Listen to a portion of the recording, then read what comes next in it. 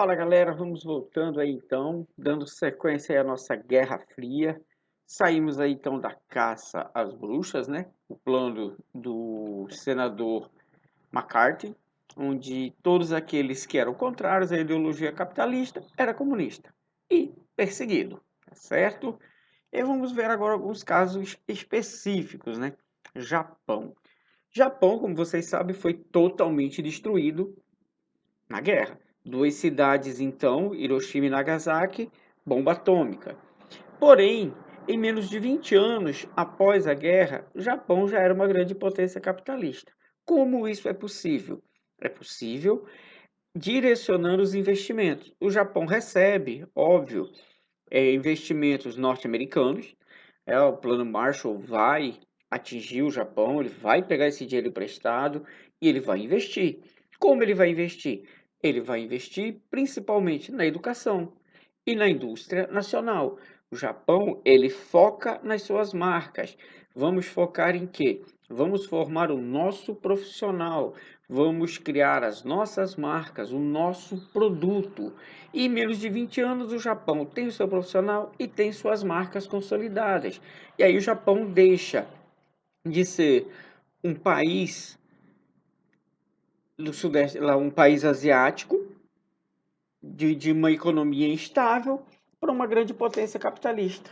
Ele deixa de ser um país que compra produtos industrializados e passa a ser um país exportador de produtos industrializados, grandes marcas de carros, de eletroeletrônicos, e isso faz com que o Japão se desenvolva.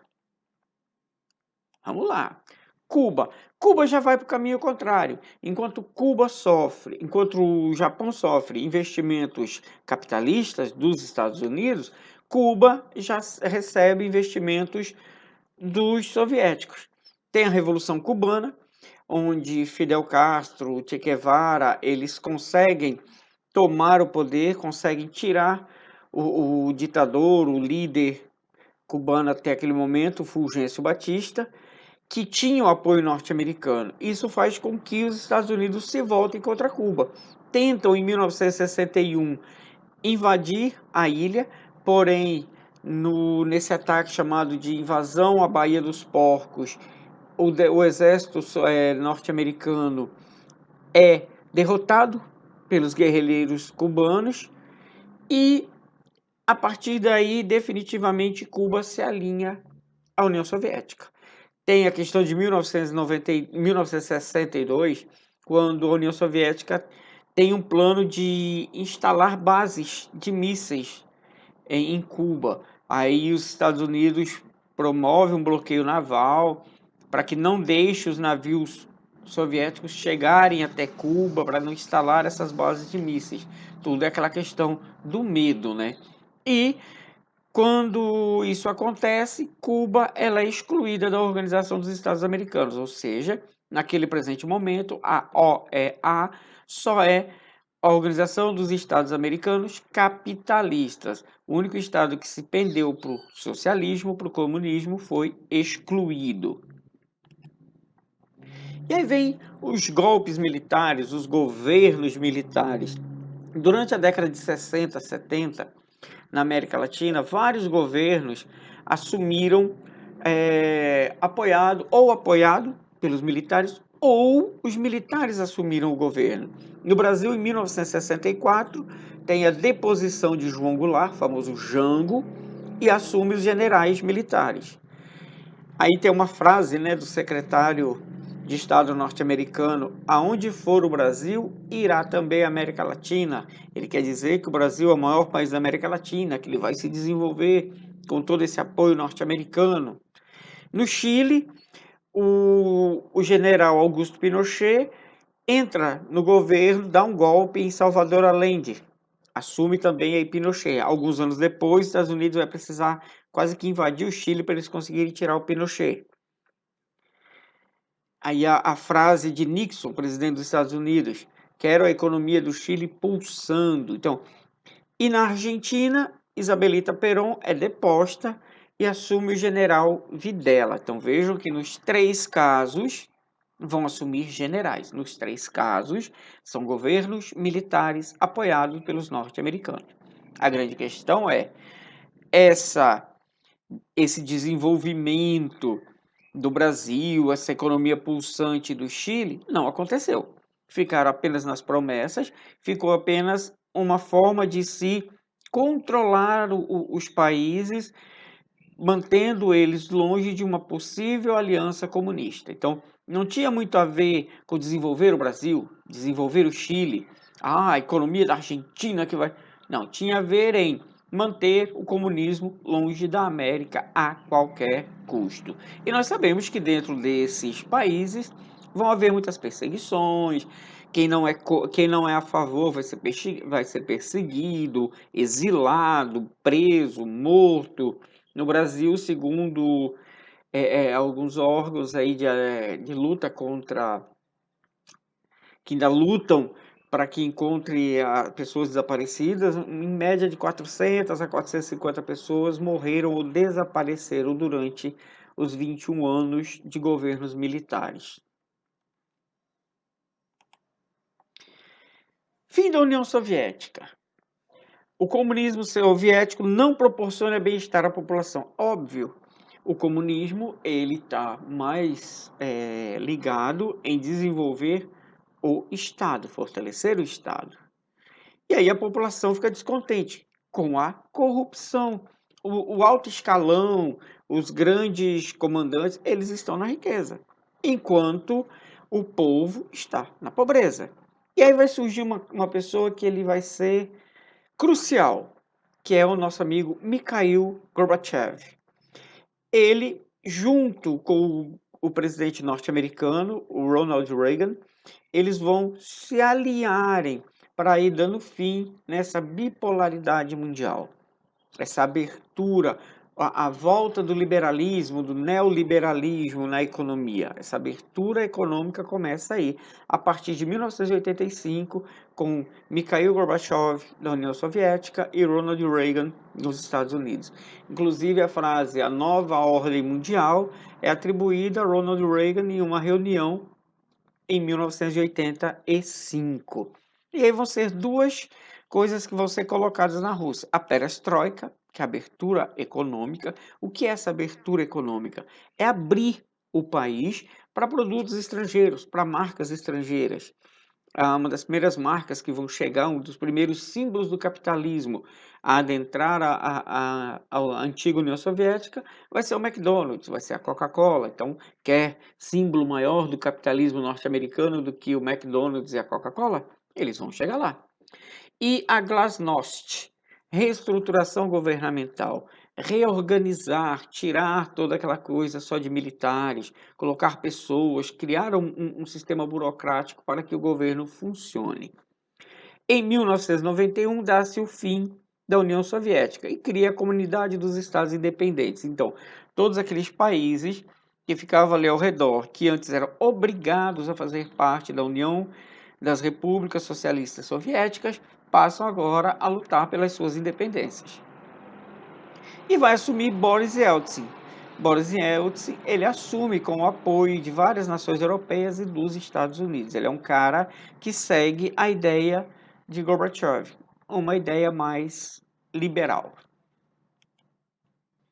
Aqui o novo mapa, mas vamos passando.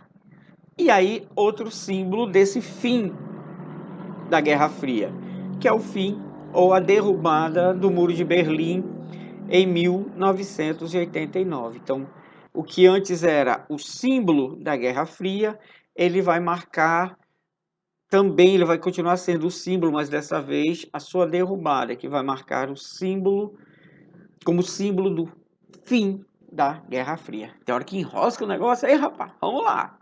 E aí vai dar-se a reunificação da Alemanha. Sem condições financeiras, a União Soviética não consegue mais sustentar. Em 1990, o então chanceler Helmut Kohl consegue fazer essa reunificação. O grande problema é o alto custo econômico. Por que alto custo econômico? Nós já falamos várias vezes disso, vocês veem sempre. Assistam filmes, assistam aí A Ponte dos Espiões.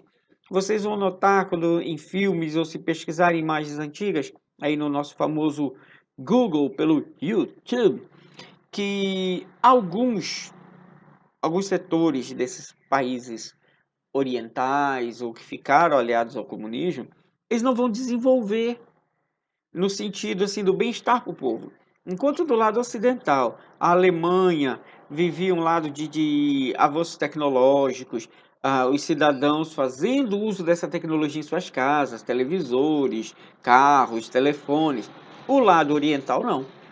A Alemanha Oriental ainda vivia de uma maneira muito rústica.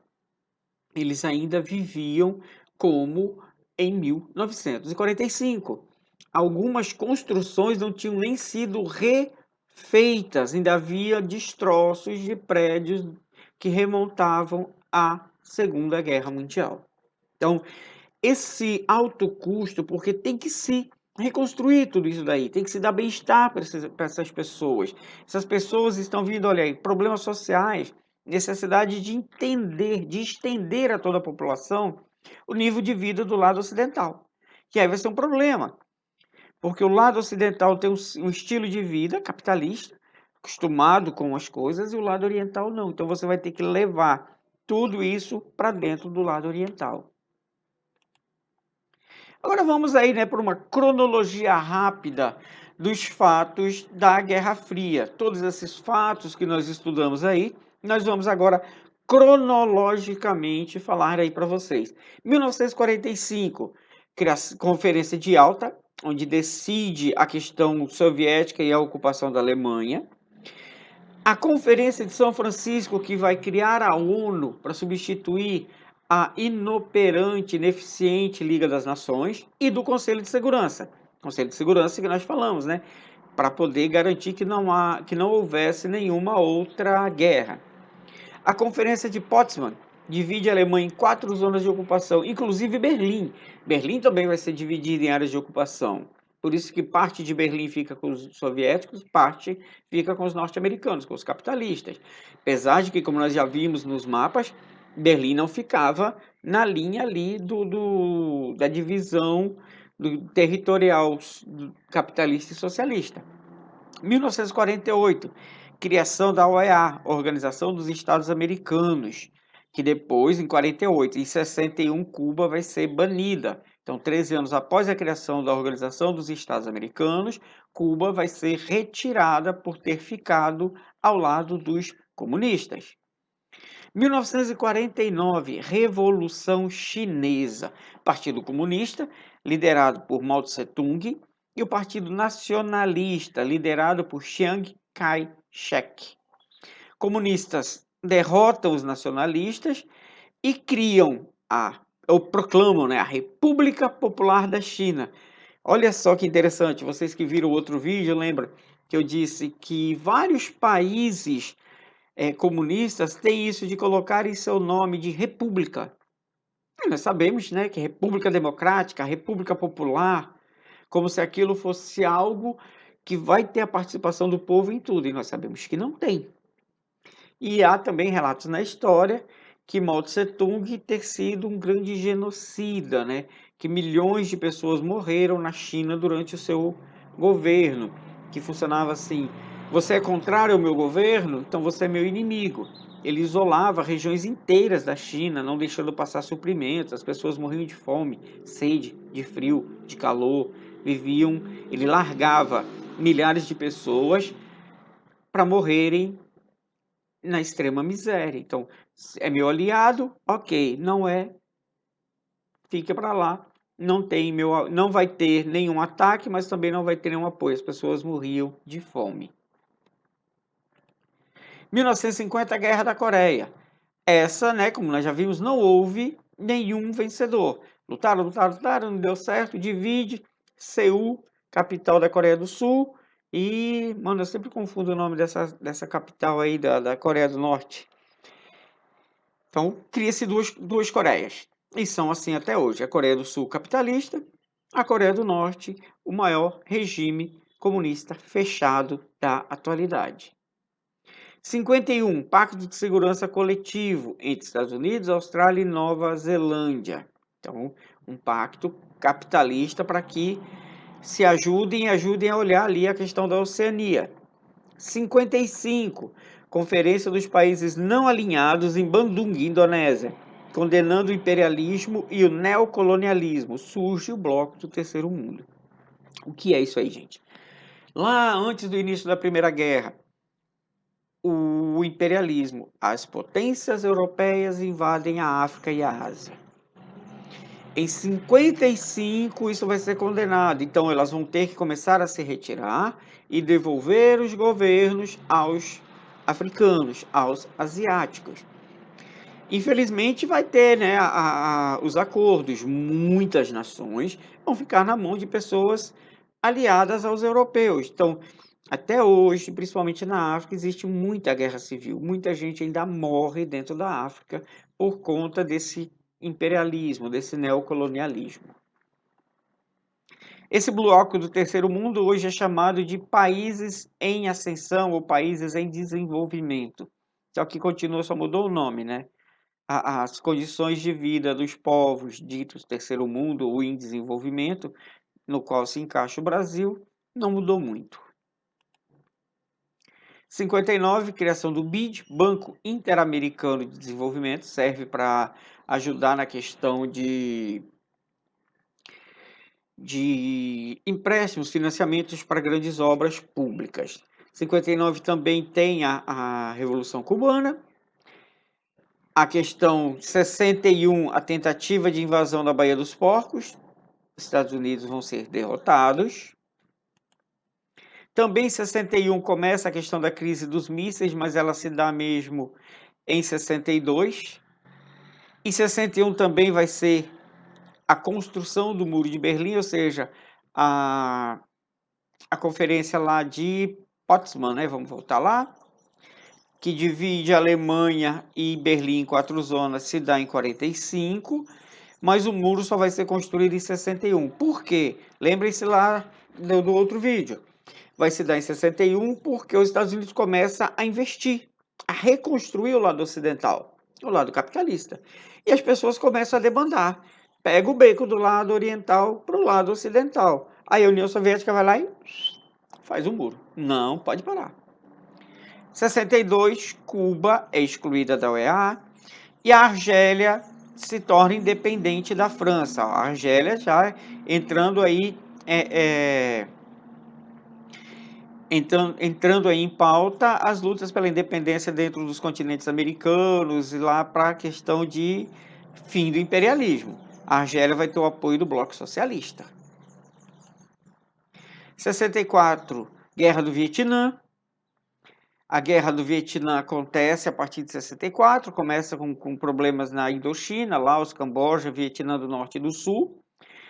E a partir de 56 começa problemas no Vietnã, em 64 começa os Estados Unidos entra nessa guerra. Os Estados Unidos fica nessa luta até 73, onde ele se retira, uma das maiores vergonhas militares dos norte-americanos, pois eles são derrotados pelos exércitos, digamos, quase que milicianos vietnamitas. Em 1975, o norte vence o sul, reunifica o país de forma socialista, porque o norte era apoiado pelos soviéticos. Vamos seguir. Também em 64 dá início aí às ditaduras ou os governos militares com apoio norte-americano. 64 Brasil, 73 Chile, 76 Argentina e assim sucessivamente, vários outros aí. 74, Revolução dos Cravos, derruba o governo de Salazar. Lembram lá no autoritarismo, os regimes totalitários, período entre guerras, entre Primeira e Segunda Guerra, é quando Salazar chega ao poder. E ele só vai cair em 74 com a Revolução dos Cravos. Por que se chama Revolução dos Cravos? Tem nada a ver com foi dado esse nome, tem nada a ver. Os cravos não fizeram parte da revolução, digamos assim. O que acontece é que quando os soldados chegam a Lisboa, que derrotam as tropas de Salazar, a população em agradecimento colocam cravos, flores, a flor cravo, nos fuzis, nas armas dos soldados. Por isso que foi dita a Revolução dos Cravos. 75, Guiné-Bissau, Cabo Verde, São Tomé e Príncipe, Angola e Moçambique também se tornam os independentes. As colônias africanas que ficavam sob comando português, essas muito antes do imperialismo, tá, gente? Algumas dessas colônias aqui sofriam interferência portuguesa desde o período colonial, desde lá de 1500, 1600. E aí vai se seguir várias independências dentro da África, se eu não me engano, a última 1994. Então, a África só conseguiu se livrar da dominação europeia há pouco mais aí de 2 décadas e meia. 78, golpe no Afeganistão. Socialistas, apoiados pela União Soviética no poder, Estados Unidos apoia os talibãs contra os soviéticos. Essa aqui é uma questão muito interessante, 78 e 79, porque os Estados Unidos vão apoiar os talibãs. Consequentemente, depois eles chegam a apoiar o grupo que vai se tornar depois a Al-Qaeda.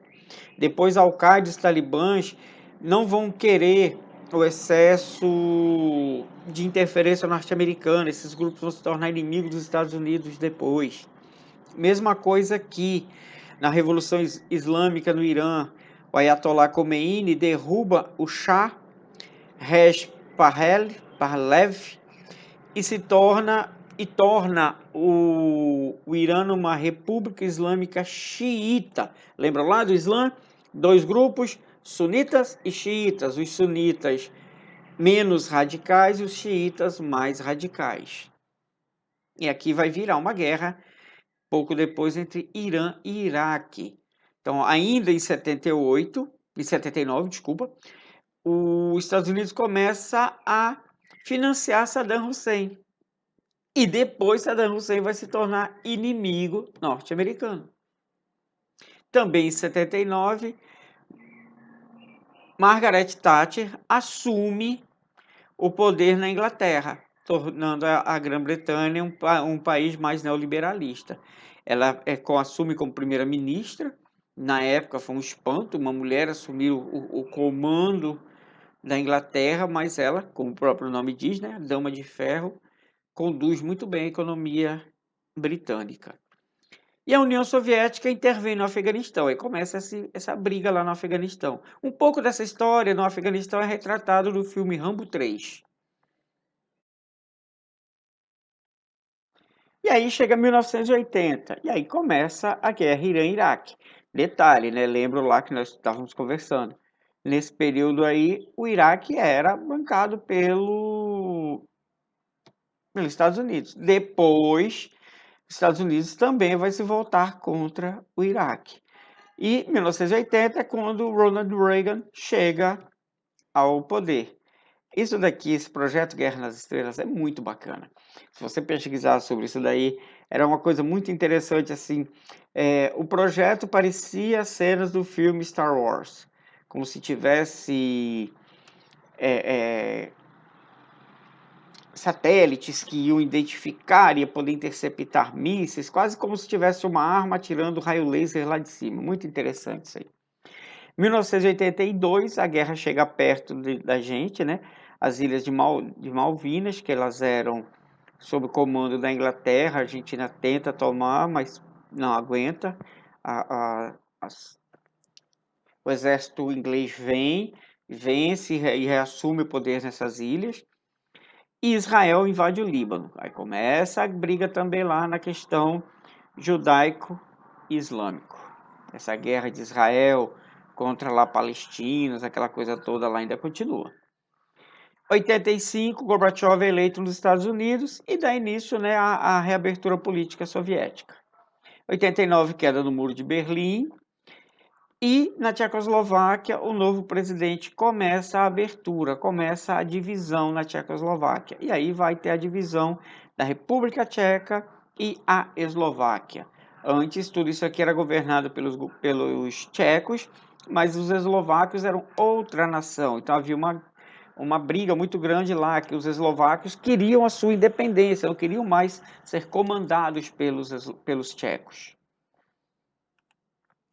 Na Romênia, o fim se deu com um golpe de Estado violento.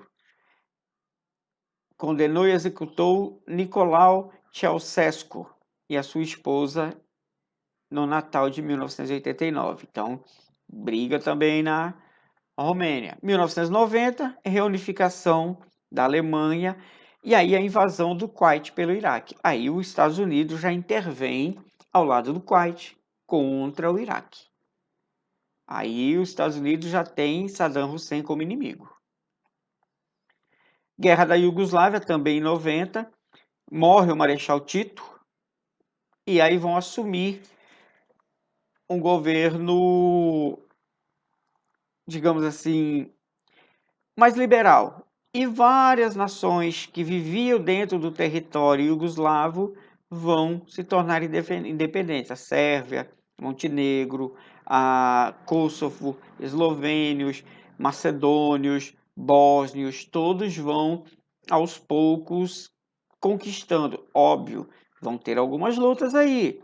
Alguns setores que, no primeiro momento, Sérvia e Montenegro se tornam um único país. Hoje não, hoje já tem dois países, a Sérvia e o país Montenegro. Tá? A província de Kosovo continuam brigando, a Vojvodina e Kosovo brigavam no mesmo território. Então, houve muitos conflitos no leste europeu durante toda a década de 90 e início dos anos 2000. 1991, cria-se o Mercosul, né, o bloco econômico aqui do lado sul. Fim do apartheid na África do Sul. Presidente, quando Mandela começa a impor as suas ideias, ele sai da cadeia, impõe suas ideias, com o apoio do presidente Frederic de Klerk, eles vão impondo aos poucos esse fim desse apartheid, que é o apartheid, a separação entre brancos e negros dentro da África do Sul. E depois, mais na frente, se eu não me engano, em 94, Mandela vai ser eleito presidente. E em 91 também, a Operação Tempestade no Deserto, ataque ao Iraque pelos Estados Unidos e seus aliados com autorização da ONU. E o fim da União Soviética. Então, o fim da União Soviética se dá oficialmente em 1991. Assume Boris Yeltsin com o apoio dos Estados Unidos e da Grã-Bretanha. E aí assume a presidência da Rússia. Aí já não existe mais União das Repúblicas Socialistas Soviéticas. 92, criação da União Europeia, começa aí a se estudar o euro. 93, criação da Organização Mundial do Comércio. Para que serve a Organização Mundial do Comércio? Ela serve para regular o comércio no mundo. Um país não pode, o Estado não pode intervir de forma a facilitar para que seus produtores tenham vantagem em cima do outro. É a livre concorrência. A NAFTA é o acordo, é o bloco econômico da região norte, né? Acordo de livre comércio da América do Norte, entre Estados Unidos, Canadá e México. 94, começa aí algumas lutas dentro do México para depor os governos ainda militares, né? O nosso acaba em 85, do México ainda demora mais um pouquinho. Ofensiva da Rússia contra rebeldes na Chechênia, 1999. Que vai durar até 1999, desculpa. E entra em vigor... Não, aqui que 1999 está no lugar errado. 1994, ofensiva dos rebeldes separatistas na Chechênia. Os russos invadem a Chechênia. Em 1999, o euro entra em vigor. 2001, ataques aos Estados Unidos, World Trade Center e Pentágono. Ô, professor, mas peraí. Guerra Fria não acabou em 91? Por que nós já estamos em 2001? É porque, oficialmente, ela acaba em 91. Mas acordos, fatos, revanches, intrigas, brigas, coisas que foram sendo criadas durante esse período, ainda continuam refletindo. Então, o que é o ataque ao World Trade Center? É uma represária da Al-Qaeda lá do Afeganistão, ainda contra os Estados Unidos. Tá? Então, ainda tem resquícios do que aconteceu na Guerra Fria. 2002, doutrina Bush, George W. Bush, teve o Bush pai e o Bush filho. 2002 é o Bush filho. George W. Bush, o pessoal chamava ele de que o W era de war, que era George Guerra Bush. Aí ele invade novamente o Afeganistão. Isso aí já em contraofensiva ao que fez Osama Bin Laden. Em 2003 invade de novo o Iraque. Eles vão atrás de quem? Saddam Hussein. Aí Saddam Hussein vai ser capturado em dezembro de 2013 e ele vai ser enforcado. 2008, a Rússia ocupa uma região da Geórgia e aí é anunciada a morte de Osama Bin Laden. E atualmente nós somos um mundo pluripopular, ou seja, 2008 teoricamente se encerra aí as últimas fagulhas de confrontos e de rivalidades que surgiram desde o período da Guerra Fria, certo? Então, com isso nós encerramos a nossa temática de Guerra Fria. Em breve estaremos de volta aí com mais uma temática, com mais uma aulinha de história aí para vocês acompanharem, tá certo? Valeu, galera, até a próxima.